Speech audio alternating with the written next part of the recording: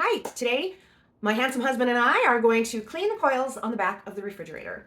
So we are going to show you the tools that we're going to be using, and you need to be very careful about when you pull your refrigerator out. You want to protect the floor so that you're not scraping or ripping the flooring, especially with linoleum, because it will kind of grab and rip if you're not careful. It's easy to not do that, but please be aware that that can happen. Now, we had a couple days ago in our community a family whose home caught fire from the refrigerator.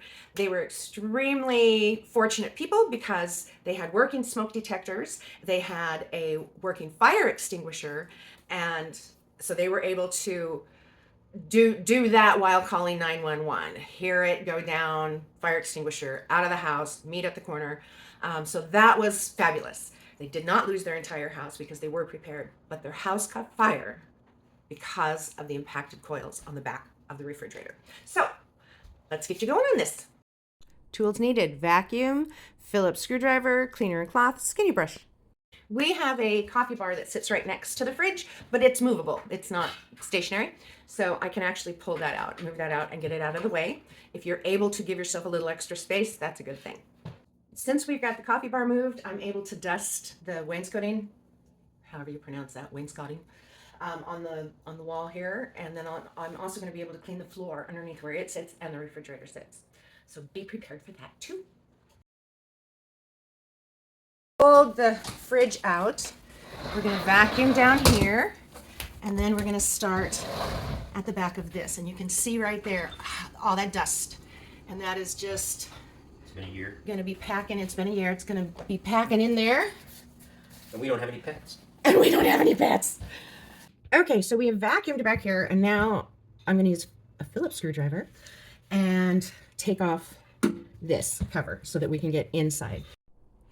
Take out the back, keep the screws handy. I use my brush on the end of the vacuum and then the skinny thing on the end of the vacuum. I have a long skinny brush that I can brush inside and vacuum up the dust as I knock it out and go from there. All right, we've got it cleaned out, so now we're going to put the back on. There's these little tabs down here to fit it in. We've got these 4 screws up top, and they are shorter than the one that goes on the bottom. There's only one for the bottom.